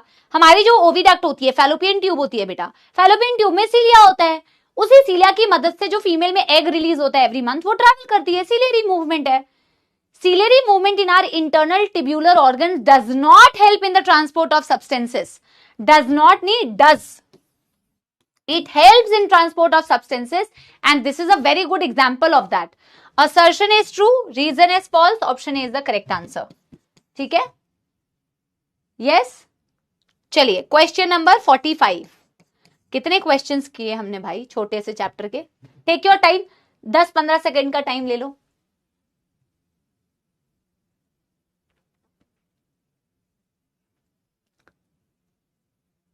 Skeletal muscles are involved in involuntary movements. कतई नहीं बेटा, skeletal muscles are involved in voluntary movements. Skeletal muscles are associated with the skeletal system. Yes, very closely. ये हमने बेटा, किसी को याद आ रहा है एनिमल टिश्यू में हमने जब पढ़ा था उसमें ये लाइन दी हुई है. पता नहीं इस चैप्टर में तो नहीं है, उस चैप्टर में दी हुई है बेटा, जहां स्केलेटल मसल्स दिया हुआ है. स्केलेटल मसल्स के बारे में दिया हुआ है लेफ्ट साइड के पेज में. अपडेटेड वाली का पेज तो नहीं पता, बट उसमें दिया हुआ है skeletal muscles closely associated with the skeletal system, या स्केलेटल बोन्स के क्लोज में होती है, तभी तो लोकोमोशन आप कर पा रहे हो. उस चैप्टर में दिया हुआ है. सो assertion is false, reason is true. Assertion is false, reason is true. Option B. याद आ रहा है बेटा, वो वाले चैप्टर में दिया हुआ है. हाँ, करेक्ट है. Question number 46. Yes ma'am. Question number 46. 11th and 12th pair of ribs are vertebrochondral ribs. 11वीं और 12वीं पेयर जो होती है रिब्स की, उन्हें वर्टिब्रोकॉन्ड्रल नहीं बोला जाता, उन्हें वर्टिब्रल रिब्स बोला जाता है. क्यों? क्योंकि वो सिर्फ वर्टिब्रल कॉलम से अटैच होती है, वो बेटा आपके स्टर्नम से अटैच नहीं होती. वर्टिब्रोकॉन्ड्रल रिब्स तो आप फॉल्स रिब्स को बोलते हो. कॉन्ड्रो मतलब कार्टिलेज, 7th की कार्टिलेज से जो जुड़े, तो गलत हो गया. These ribs do not articulate directly with the sternum, but join the 7th rib with the help of hyaline cartilage. क्या आंसर दोगे? अच्छा, इसमें ना यकीन वाले बच्चों को कंफ्यूजन हो रही थी, तुम्हारे में भी कुछ बच्चों को कंफ्यूजन हो रही है. ठीक है, अच्छी बात है. मैं सोच रही थी कि तुम्हारे में बच्चे सही आंसर कैसे दे रहे हैं. कंफ्यूजन हो रही है ना, क्योंकि आपको लग रहा है दोनों गलत है. ठीक है, मैं आपकी बात मान रही हूं. It is one of the good questions, इसीलिए मैं बोल रही हूं, क्योंकि ऐसे क्वेश्चन तुम्हारे नीट में भी आते हैं जहां तुम्हें लगता है दोनों ऑप्शंस गलत है. अब मेरी बात को सुनना, पहले let me explain guys. Okay, तो ये नीट में भी ऐसा आता है, फिर तुम सोचते हो हमें बोनस मिल जाएगा, ठीक है ना. पर कभी क्वेश्चन को फिर से ध्यान से देखो, अटेम्प्ट कर लो, है ना, अटेम्प्ट कर लो. अब इसमें आंसर बन सकता है, बताओ आंसर कैसे बन सकता है. देखो लिखा हुआ है 11th and 12th pair of ribs are vertebrochondral ribs. इस तरीके से पहला स्टेटमेंट देखूं तो ये गलत है ना. दूसरा स्टेटमेंट कह रहा है दीज रिब्स. अब इन्होंने इस दीज रिब्स में किसकी बात की है ये नहीं बताया. हो सकता है इन्होंने इसकी बात की है, हो सकता है इन्होंने इसकी बात की है, बट अब आपको ऑप्शन देखना है. ऑप्शन में बोथ रॉन्ग तो नहीं दिया हुआ ना, ऑप्शन में बोथ स्टेटमेंट रॉन्ग नहीं दिया हुआ, वो ऑप्शन में है ही नहीं, है ना. यानी कि ये ट्रू इन्होंने माना है, डेफिनेटली ये ट्रू माना होगा इन्होंने. कैसे ट्रू माना है देखो, these ribs do not articulate directly with the sternum but join the 7th rib with the help of hyaline cartilage. इन्होंने किसकी बात की है इसमें? इन्होंने इसकी बात की है, क्योंकि these में तो बेटा इसकी भी बात हो सकती है ना. फर्स्ट सेंटेंस में दिया हुआ है 11th and 12th pair of ribs are vertebrochondral ribs, फिर उन्होंने दिया these ribs. अब इन्होंने हो सकता है वर्टिब्रोकॉन्ड्रल के बारे में दिया हो. Vertebrochondral ribs do not articulate directly with the sternum but with the 7th rib of hyaline cartilage. Correct है, बिल्कुल करेक्ट है. आपको मेरी बात समझ में आई. इसमें ये नहीं है कि इसमें आपके कॉन्सेप्ट सही है या कॉन्सेप्ट गलत है, इसका कोई खेल नहीं है. इसमें ये it's one of the very very nice question to make you all also aware कि जब पेपर में ऐसा आता है तो instead of asking for bonus, instead of asking for wrong है, हो सकता है कभी आ भी जाए ऐसे क्वेश्चन में वो होती है, एरर्स होती है. बट अगर ऐसा दिया हुआ है तो इसमें आपको फिर बोनस नहीं मिलेगा. इसमें फिर ऑप्शन है, बन सकता है कि assertion is false, reason is true. तो इट्स गुड दैट आप यहां पे भी कुछ ऐसे क्वेश्चंस की, अब आप में से बहुत सारे लोग इस चीज को ना याद रखेंगे अपने नीट एग्जाम में. Such questions actually even I did not realise. मैं जब यकीन में प्रैक्टिस करा रही थी तो मैंने क्वेश्चन देखा तो मुझे रियलाइज हुआ कि ये बढ़िया क्वेश्चन था, क्योंकि मैं भी सोच रही थी यार दोनों गलत है यार, है ना. But it's a good question and this question must have hurt you. ठीक है, चलिए option B is the correct answer. Question number 47. Question number 47, यहां तो यही वाली लर्निंग होती है बेटा जो आगे जाके ना आपको पेपर में हेल्प करती है, एंड यही हम लोगों का सबका पर्पस होना चाहिए क्लास में क्वेश्चंस करने का, कि we make such mistakes which we do not want to repeat in future. ठीक है ना। चलिए, given below are the two statements, one is labelled again, gout is an auto immune. बेटा ये तो कब से हो गया ऑटो इम्यून, ये तो गलत हो गया, ऑटो इम्यून नहीं है। Gout occurs due to accumulation of uric acid crystals, ये बात बिल्कुल सही है। देखो फॉल्स लिखना, ये बात बिल्कुल सही है, फॉल्स। ठीक है, करेक्ट, ट्रू है। असर्शन इज बेटा फॉल्स, रीजन इज बेटा true, assertion is false, reason is true, option B is the correct answer, B. Question number 48, red muscle fibre contain low amount of mitochondria, अभी अभी किया था, red में बेटा high amount of mitochondria होता है। ठीक है, mitochondria utilises large amount of oxygen stored in them for ATP production. यही तो कारण है कि आपकी रेड मसल फाइबर जो होती है वो एरोबिक मसल्स होती है, बिकॉज माइटोकॉन्ड्रिया जो होता है वो यूटिलाइज कर सकता है उस ऑक्सीजन को जो उसमें स्टोर्ड होती है, because they have high amount of myoglobin for ATP production. So assertion is false, reason is true, option B is the correct answer. ठीक है, क्वेश्चन नंबर 49, हम हाफ सेंचुरी मारने वाले हैं। Statement based questions. Muscle possesses extensibility property, yes, muscles के पास extensibility property होती है, elasticity property होती है, कॉन्ट्रैक्टिबिलिटी की प्रॉपर्टी होती है और एक्साइटेबिलिटी की प्रॉपर्टी होती है। स्कैप्यूला एक लार्ज फ्लैट बोन है। इसमें ना मैं बताती हूँ यकीन के लोगों को क्या कंफ्यूजन हो रही थी, तो क्योंकि स्टूडेंट से ही पता चलता है कि आपको किस चीज में कंफ्यूजन हो रही है। ये स्टेटमेंट बिल्कुल सही है, पहले तो मैं ये आपको बता दूं, both the statements are absolutely right. अब कुछ बच्चे बोल रहे थे कि मैम पर scapula is a large triangular flat bone, ठीक है, तो इसमें कब कहा है कि it is large flat but not triangular, ऐसा तो नहीं कहा है ना। ठीक है, अगर किसी की कोई प्रॉपर्टी दी हुई है किसी बोन की और उन्होंने दिया है कि वो लार्ज होता है और वो फ्लैट होता है, तो ये बात तो बिल्कुल सही है ना। ये थोड़ी दिया है कि it's a large flat and circular bone, circular दिया होता तो गलत हो जाता, और ये भी नहीं दिया कि इट्स नॉट ट्रायंगुलर। तो जितनी इंफॉर्मेशन दी हुई है उतनी तो करेक्ट है इसके बारे में ना, है ना। इसको बच्चे पता है कई बार कैसे रिलेट करने लग जाते हैं, जब एक्स्ट्रा दिमाग लगाते हैं। मैं आपको बताती हूं, मेरा ये फर्ज बनता है बेटा, प्रैक्टिस करा रही हूं तो मैं आपके एरर्स बताऊं कि आप ज्यादा दिमाग कहां लगाते हैं। ठीक है ना, फिर आप मुझे बताना कि आप ये समझे कि नहीं, है ना। जैसे आपको पूछा जाए basement membrane is made up of endothelium of pulmonary capillary and simple squamous epithelium of alveoli. अब इसको तुम ट्रू बोलोगे या फॉल्स, ये बता दो। जो अभी मैंने बोला इसको तुम ट्रू बोलोगे या false. Basement membrane is made up of simple squamous epithelium of alveoli and endothelium of pulmonary capillary, इसे ट्रू बोलोगे या फॉल्स बोलोगे ये बताओ, क्योंकि मुझे पता है कि आपकी कंफ्यूजन कहां से आती है। बताओ एक बारी, बस आपके आंसर से ही पता चल रहा है कि आपको अभी भी ये इसको फॉल्स बोलोगे, इसको फॉल्स बोलोगे। अब इसमें ना वही बात है, अंग्रेजी का कॉन्सेप्ट आता है, ये फॉल्स स्टेटमेंट कैसे ट्रू हो गया, तुम इससे रिलेट करने लग गए कि मैम यहां तो आपने बोला कि उसमें ट्रायंगुलर नहीं है, तो ये थोड़ी बोला है कि उसमें ट्रायंगुलर नहीं है, तो आपने इसको भी तो करेक्ट माना। यार ये एक बोन की शेप और साइज और उसकी प्रॉपर्टी की बात हो रही है। अब इसकी तो बहुत सारी प्रॉपर्टी हो सकती है ना, कि it is located between 2 to 7th rib, it has glenoid cavity, properties तो बहुत सारी प्रॉपर्टीज हो सकती है ना, तुमने उसमें से 2 प्रॉपर्टी बता दी तो गलत क्या है। लेकिन बेसमेंट मेम्ब्रेन तो बना किसका है, वो तो तीनों लेयर का बना है ना, तो उसकी कॉम्पोजिशन तो कंप्लीट बतानी पड़ेगी ना बेटा। उसमें अगर तुम 2 बता दोगे तो वो गलत हो जाएगा, यहां कंफ्यूजन आती है बच्चों को। अच्छा हुआ कि डिस्कस किया है मैंने तुम्हारी क्लास में। अरे भाई बोन की 1000 प्रॉपर्टी है, 100 प्रॉपर्टी है, उस प्रॉपर्टीज में से तुमने 2 प्रॉपर्टी लिख दी है, कोई दिक्कत नहीं है, 2 प्रॉपर्टी लिखी है तो करेक्ट है ना यार, 2 प्रॉपर्टी लिखी है। बट जब तुम बेसमेंट मेम्ब्रेन की बात कर रहे हो तो basement membrane is made up of not these 2 layer, it is made up of simple squamous epithelium of alveoli, it is made up of a basement।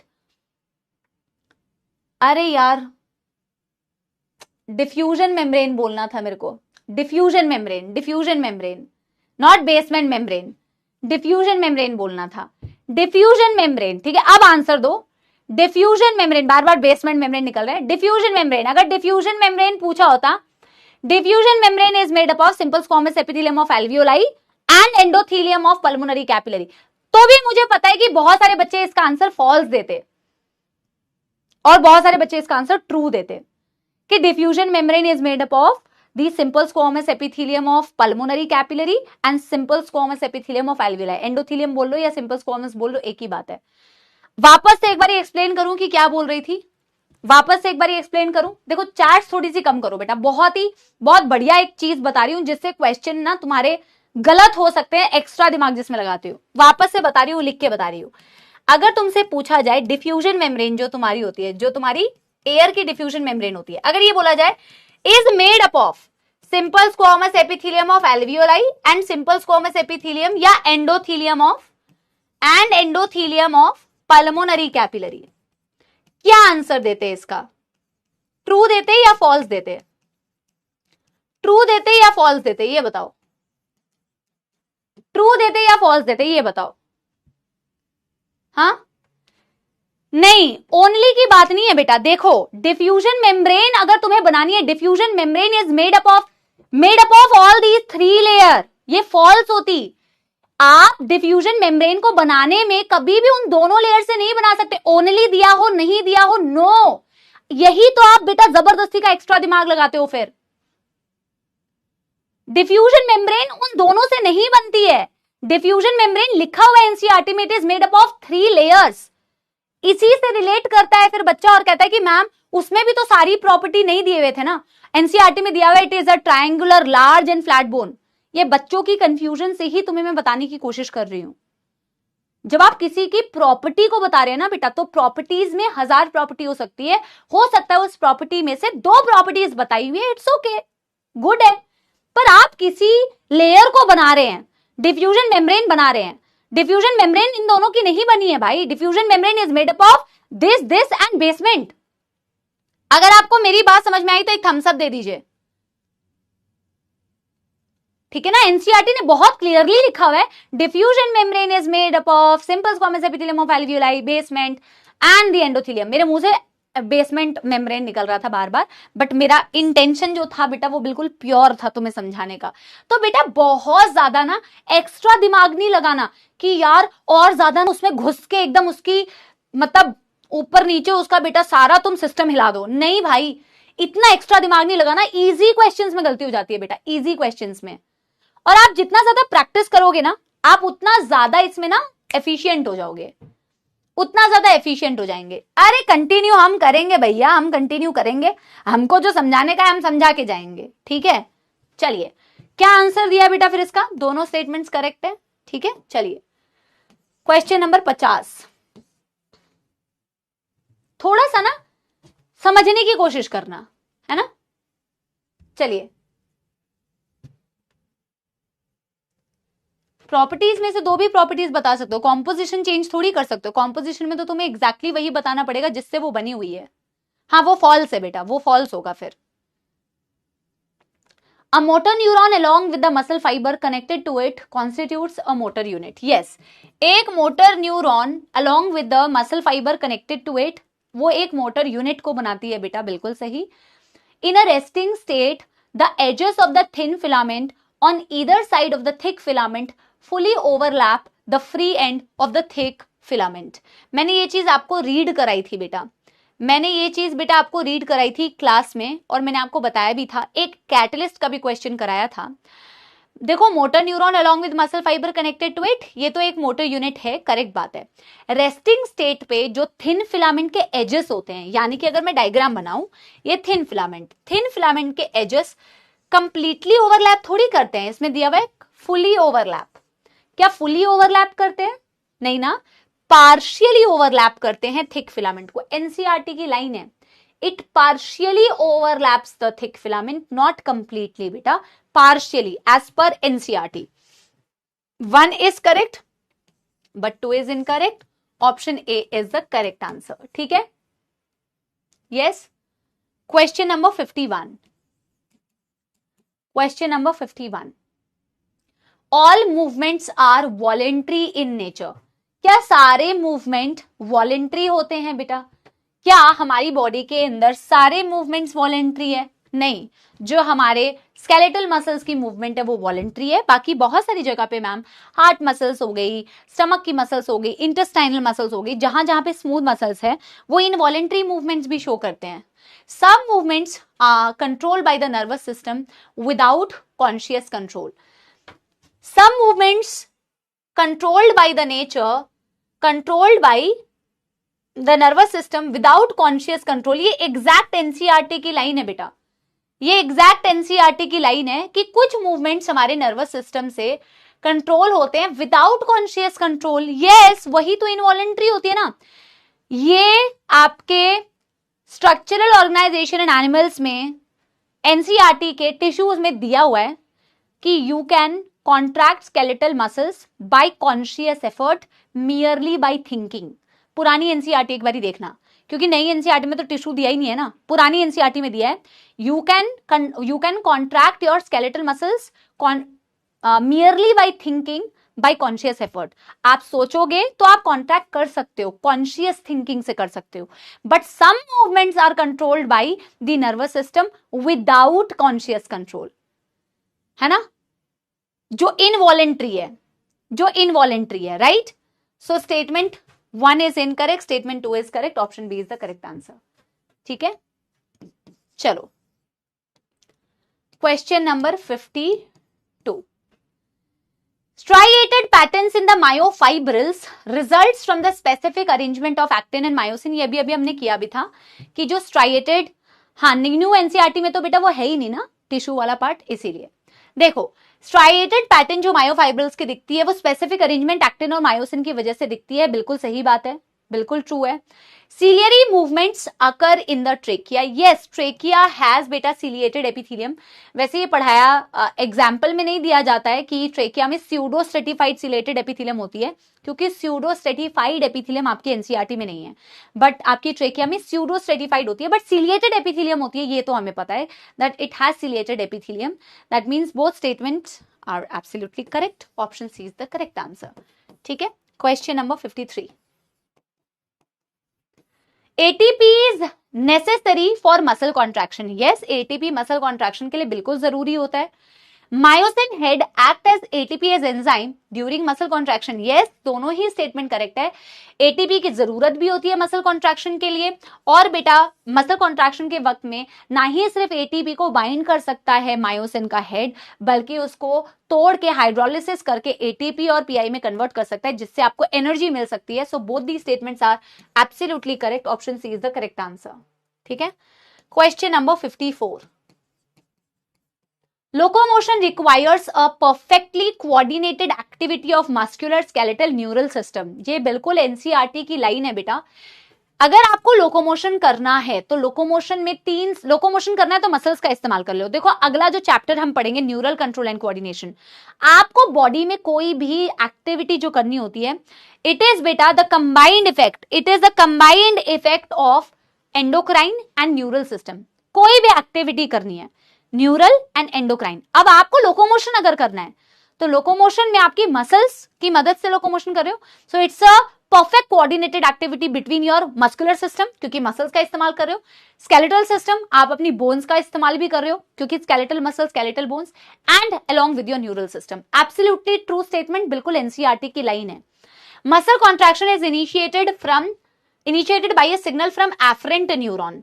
Efferent और efferent, afferent is called as a sensory neuron बेटा, जो अभी मैं आपको अगले chapter में पढ़ाऊंगी। Efferent वो neuron होता है, पर मैंने ये कहीं ना कहीं तुम्हें एफरेंट और इफरेंट बताया, मुझे ऐसा लग रहा है। इफरेंट और एफरेंट का मतलब मैंने तुम्हें बताया भाई, या तो न्यूरॉन जब पढ़ाया था तब, और आगे मैं बताऊंगी आपको जो सेंसरी न्यूरॉन होते हैं बेटा, जो ऑर्गन से इंफॉर्मेशन को सेंट्रल नर्वस सिस्टम तक लेके जाते हैं, द सेंसरी न्यूरॉन, उन्हीं को आप एफरेंट न्यूरॉन कहते हैं। जो इंफॉर्मेशन को इफेक्टर तक लेके आते हैं उन्हें आप इफरेंट न्यूरॉन बोलते हैं या मोटर न्यूरॉन कहते हैं। तो यहाँ पे muscle contraction is initiated by a signal from efferent या मोटर न्यूरॉन होती है ना। कहीं तो बताया ना, एक्सक्रीशन में बताया, एक्सक्रीशन में बताया। यस यस, थैंक यू बच्चों, thank you. So first statement is true, second is not true, option 1 ए। ये होती है अच्छी बात कि आप बता रहे हो कि कहां पढ़ा है, उसमें पूरा सिस्टम हमने अच्छे से पढ़ा था ना, पूरा डिटेल में पढ़ा था, मैंने आपको डिटेल में बताई थी पूरी ब्रांचिंग। अगला question, question number 55। Humerus is the longest bone in the body. नहीं बेटा, femur is the longest bone in the body. Femur is the longest bone in the body. Below acromion there is a depression called glenoid cavity. ये मैं अभी अभी भी बता रही थी तुम्हें कि ये तुम्हारी वो है, स्पाइन है। स्पाइन का आगे वाला पार्ट एक्रोमियन है। एक्रोमियन के नीचे जो डिप्रेशन है उसी को ग्लिनॉइड कैविटी बोलते हो। बिल्कुल सही। Below acromion depression is called as glenoid cavity. Humerus नहीं है लार्जेस्ट बोन, फीमर है। 1 is incorrect, 2 is correct, option B is the correct answer. ठीक है, question number 56। 126 bones are present in appendicular skeletal system. 126 plus 80, correct बात है, true. 126 हड्डियां होती है। Head of humerus fit into the glenoid cavity, true, forming a ball and socket type of joint. Both the statements are absolutely true. Acetabulum में जाके femur fit होता है, glenoid cavity में जाके ह्यूमरस फिट होता है। Both the statements are absolutely right. Option C is the correct answer. Question number 57। Question number 57। Each half of pectoral girdle consists of a clavicle and a scapula. Yes, हर एक half pectoral girdle के उनमें 2 हड्डियां होती है, clavicle and scapula. clavicle and scapula. टिटैनी is not caused by, ये तो PYQ का भी क्वेश्चन है, लो लेवल से कॉज होता है बेटा कैल्शियम के, रैपिड स्पैज्म। रीजन हम अगले चैप्टर में भी एक्सप्लेन भी करेंगे। Statement 1 is correct, statement 2 is incorrect, option A is the correct answer. ठीक है, अगला question, question number 58। Question number 58। Muscle is a specialised tissue of mesodermal in origin. Yes, एक ऐसा टिश्यू है जिसका ओरिजिन मेसोडर्मल होता है, बिल्कुल सही बात है। Each G actin is a polymer of monomeric, नहीं उल्टा दिया हुआ है, each F actin is a polymer of G actin, false. Statement 1 is correct, statement 2 is incorrect, option A is the correct answer. ओ भाई थैंक यू नहीं बेटा, अभी तो टाइम है। हमने किए टोटल मिला के 58 क्वेश्चंस। कैसा हाल रहा आप लोगों का? काफी क्वेश्चन, छोटा चैप्टर था, छोटे चैप्टर के अकॉर्डिंग हमने काफी क्वेश्चंस प्रैक्टिस कर लिए, बट इट्स ओके, जितना करो उतना कम। तो बताइए कैसी रही आपकी क्वेश्चन प्रैक्टिस? देखो एटलीस्ट 5:30 तक तो पढ़ो। आज तुम्हारा मतलब जल्दी खत्म हो गया है तो मैं थोड़ा जल्दी तुम्हें छोड़ दूंगी, कोई दिक्कत नहीं है, बट अगले चैप्टर क्योंकि अभी समय बहुत है बेटा, तो इतनी जल्दी तो छुट्टी मैं बिल्कुल नहीं करूंगी। हम थोड़ा सा न्यूरल कंट्रोल एंड कोऑर्डिनेशन को भी पढ़ेंगे, ठीक है। 56, 55, 53, 57, 54, 36। चलिए ठीक है, कोई नहीं। जितनी भी गलतियां हुई हैं बस उनको देखिए कि कहां कहां गलतियां हो रही है। जैसे बेटा देखो, जब आप पेपर दे रहे होगे तो आप और ज्यादा अटेंटिव तरीके से करोगे। I am sure, very very sure कि आप वहां पे और अटेंटिव तरीके से करोगे।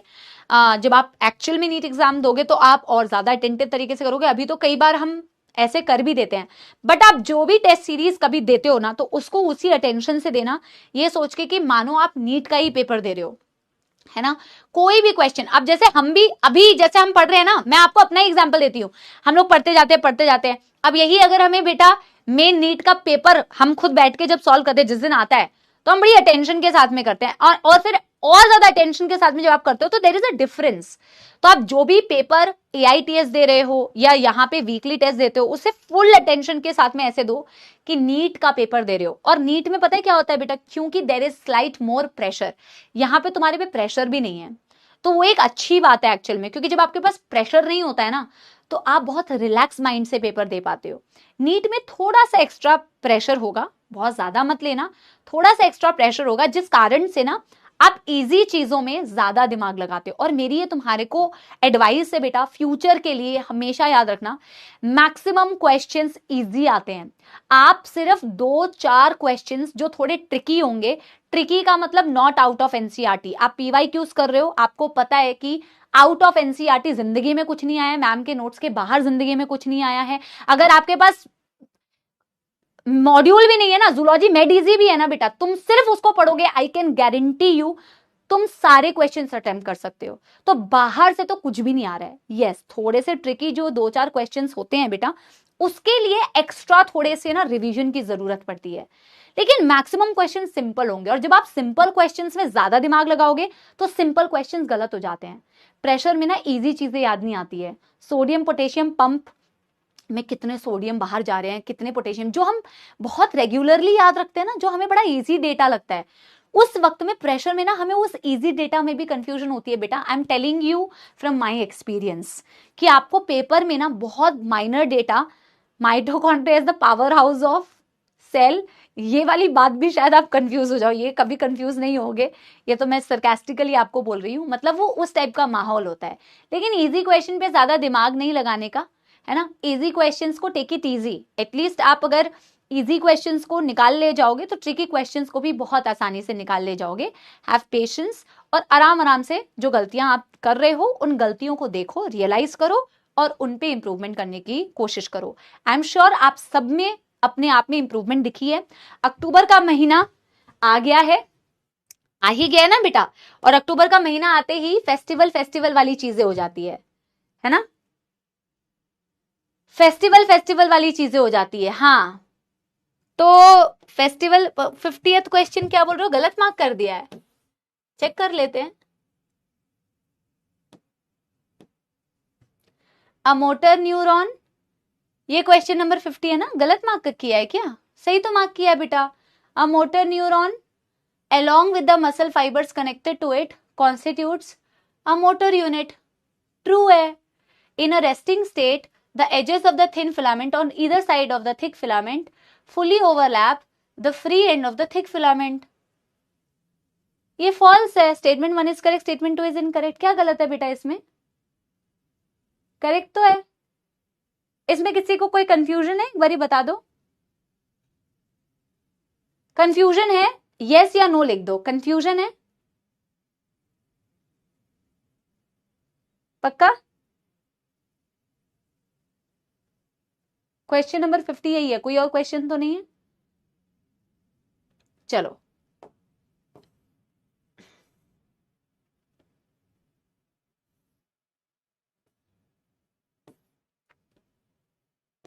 अरे फिर स्पैम क्यों कर रहे थे एक दो बच्चे, नहीं 5:30 तक छोड़ दूंगी, 5:30, 5:35 तक छोड़ दूंगी, 5:35 पक्का प्रॉमिस, ठीक है, 5:35 पक्का प्रॉमिस। तो हमें जो चैप्टर, क्योंकि ना चैप्टर शुरू करना है, बस मैं इंट्रोडक्शन देके जा रही हूं, ठीक है। Neural control and coordination. अब जितने भी बच्चे रिक्वेस्ट करते हैं ना बेटा, अब मैं बार बार एक ही बात बोल चुकी हूं, मैं क्या कर सकती हूँ आपके लिए ये बताओ। आप कह रहे हो मैम बायोमोलिक्यूल स्टार्ट करा दो, मैं समझती हूँ हो सकता है तुम्हारे स्कूल के पेपर में आ रहा होगा। क्या तुम यहाँ का AITS नहीं देना चाहते, क्या तुम यहाँ की टेस्ट सीरीज नहीं देना चाहते, क्योंकि यहाँ की टेस्ट सीरीज, यहाँ का AITS पूरा बेटा यहाँ के सिलेबस के अकॉर्डिंग प्लान्ड है। और अगर बेटा यहाँ के स्टेटमेंट के अकॉर्डिंग, यहाँ के चैप्टर्स के अकॉर्डिंग प्लान्ड है, तो तुम्हें यहाँ पे जो चैप्टर्स दिए हुए हैं ना बेटा, आपको उसी के अकॉर्डिंग, नहीं बेटा ऐसी गंदी बात है, डॉक्टर्स बनने वाले हो तो थोड़ा सा पढ़ाई करने की टेंडेंसी रखो। जल्दी छोड़ूंगी लेकिन इतना भी जल्दी मत करो, थोड़ा सा बातचीत कर लेने दो, है ना। एंड द क्लास, जिसको एंड करना है वो एंड करके चले जाओ।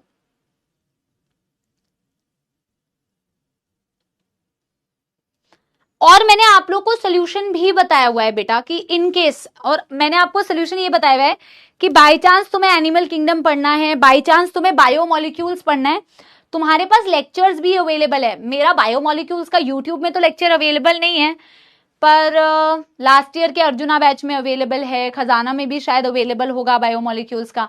एनिमल किंगडम का मेरा बहुत पहले का, लेकिन रीसेंट न्यू मेरा एनिमल किंगडम का यूट्यूब पे नहीं है, बट अगेन वो खजाना पे रीसेंट आपको देखना चाहिए, तो वो आपका अवेलेबल है, ठीक है।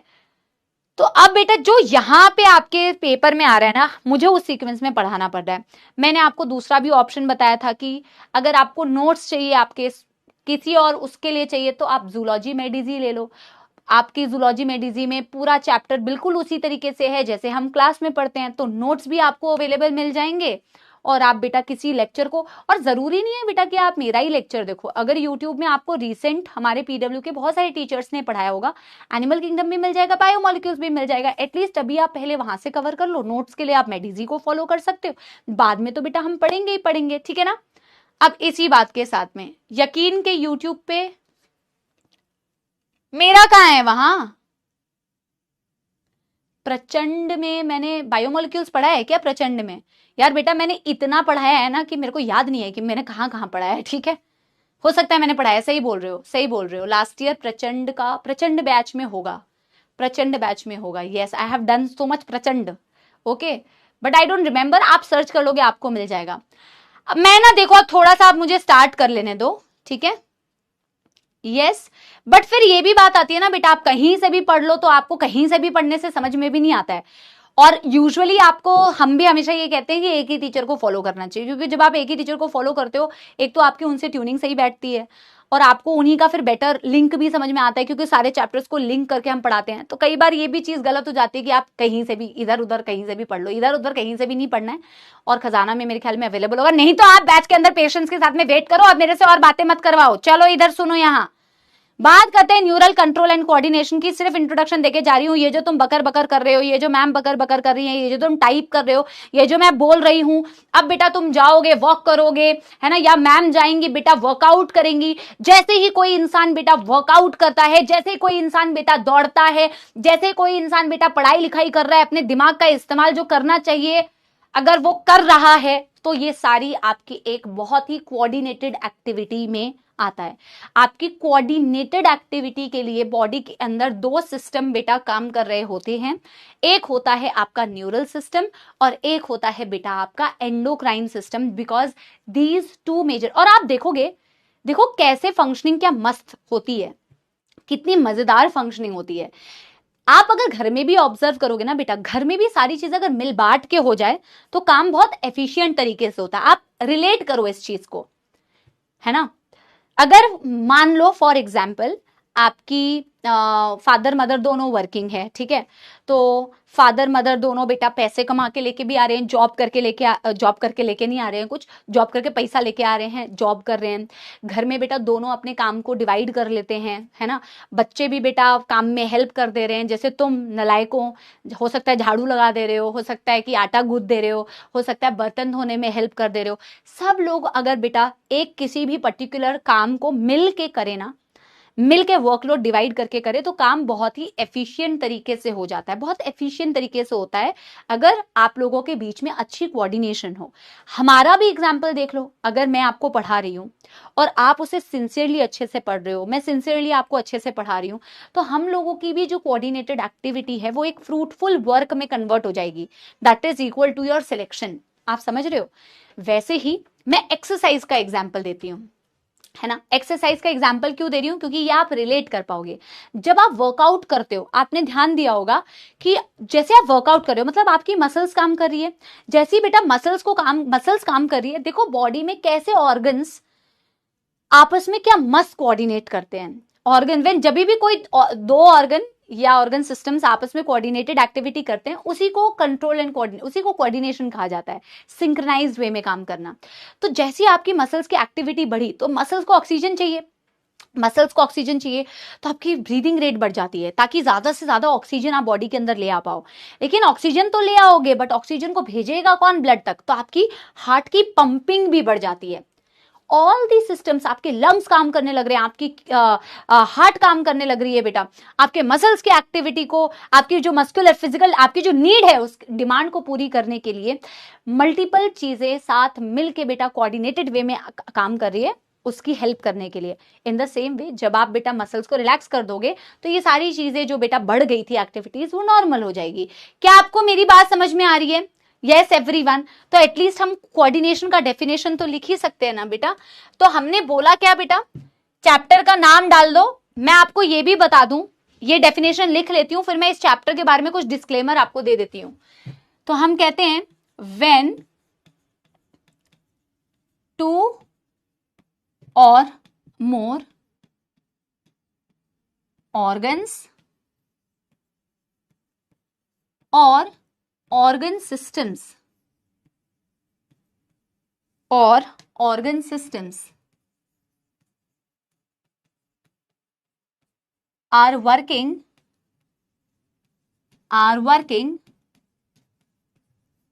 in a synchronized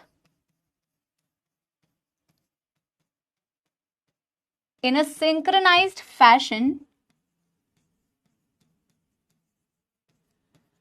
to bring out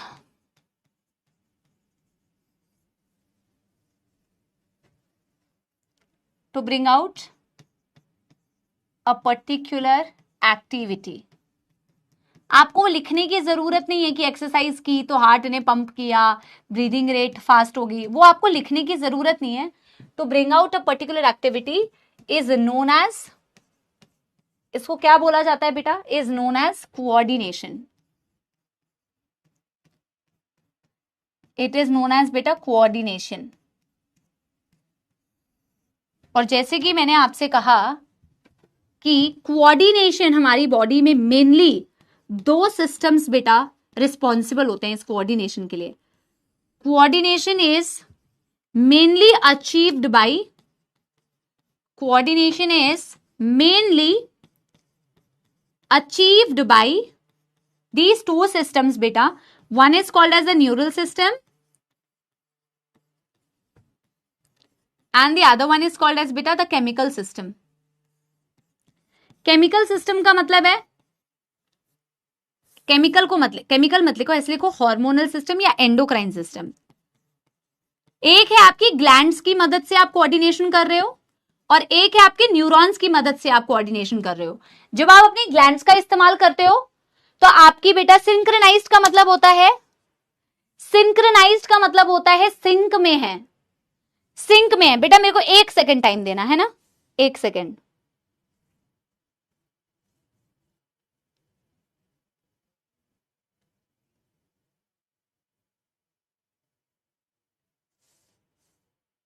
हाँ, सिंक का मतलब होता है सिंक।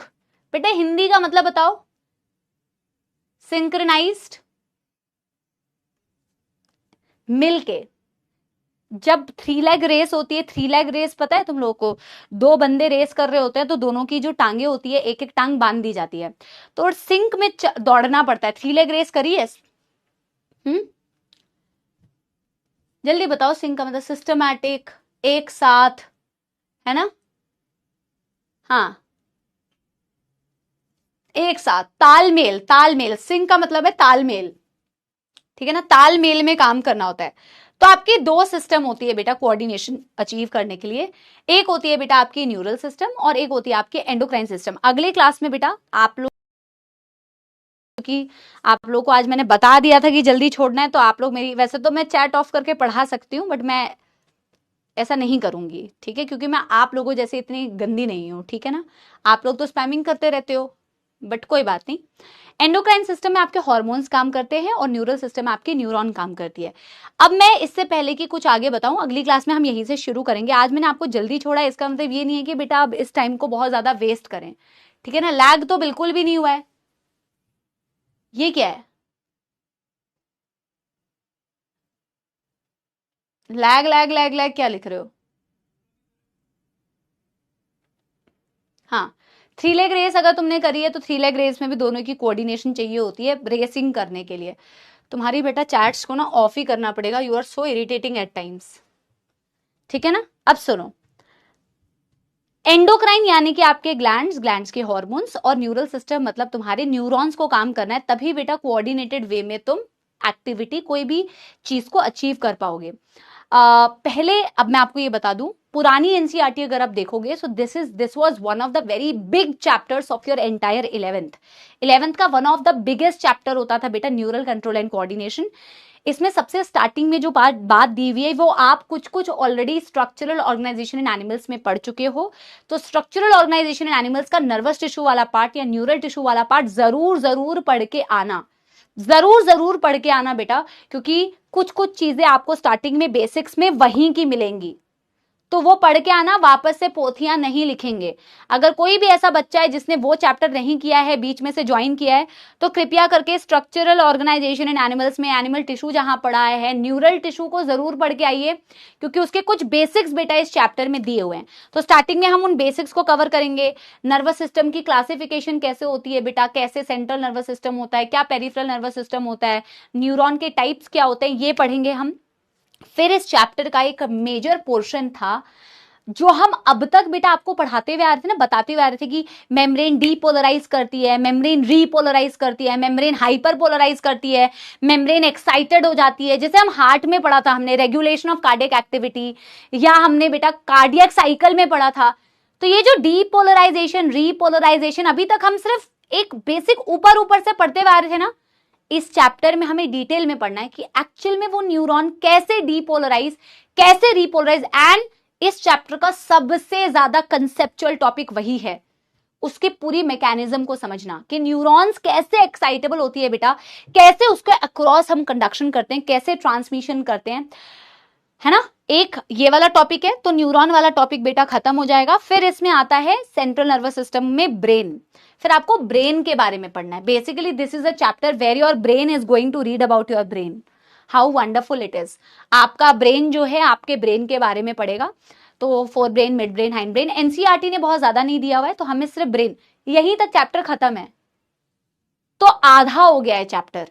पहले इसको कंप्लीट कराने के लिए कम से कम बेटा 14-15 लेक्चर्स लगते थे, है ना, डिपेंडिंग अपॉन कि लेक्चर की ड्यूरेशन क्या है या कौन से बैच में आप पढ़ा रहे हो। ड्रॉपर में अलग टाइम लगता है, 11th में अलग टाइम लगता है, क्योंकि आई भी पढ़ाते थे, ईयर भी पढ़ाते थे, सेंसरी स्ट्रक्चर्स पढ़ाते थे। अभी वो सारी चीजें बेटा डिलीट हो चुकी है। आपको सिर्फ न्यूरॉन्स के बेसिक्स अगली क्लास में पढ़ के आना, बेसिक नर्वस सिस्टम की क्लासिफिकेशन पढ़ के आना। हम स्टार्टिंग का पढ़ेंगे और फिर इस तरीके से प्रोग्रेस करेंगे इस चैप्टर में। किसी को कोई कंफ्यूजन है तो बता दो, ठीक है। इतनी स्पैमिंग मत किया करो बेटा, अगर बता दिया है, बोल दिया है कि छोड़ देंगे टाइम पे, तो छोड़ देंगे।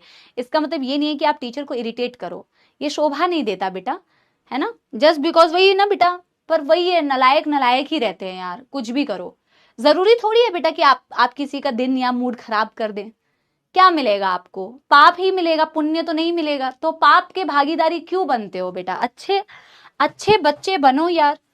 आई होप क्वेश्चंस आप लोगों के लिए यूजफुल रहे होंगे बेटा, है ना। हम अगले दिन इसे स्टार्ट करेंगे, आज थोड़ा पहले छोड़ दिया है, कोई बात नहीं, बट इस तरीके से छोड़ने की भी डिमांड मत किया करो। मैंने कहा था कि 5-7 मिनट बेटा पहले हम छोड़ेंगे, बट कोई दिक्कत नहीं है, ऐसा भी कोई स्ट्रेस नहीं है, बट डोंट स्पैम।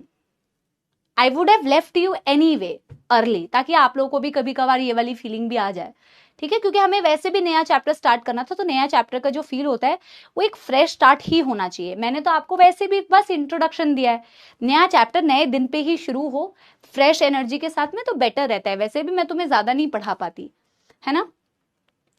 तो इसी बात के साथ में बहुत बहुत धन्यवाद बेटा। नहीं, आज कोई सॉन्ग नहीं होगा, no song for you, because आप लोगों ने मुझे बहुत इरिटेट किया, ठीक है। अभी हम सॉन्ग गाएंगे जब हमें लगेगा कि आपने बढ़िया तरीके से जेन्युइनली पढ़ाई की है, उसी दिन मैं गाना गाऊंगी।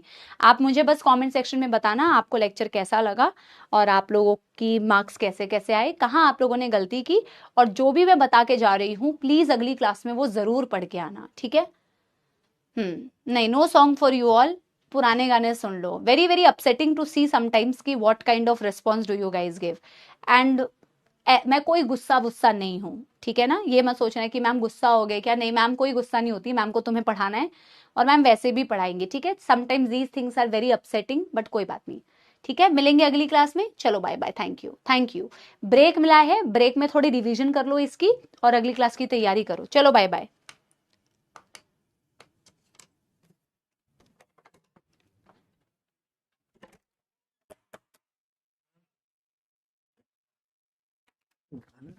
मान गए अब।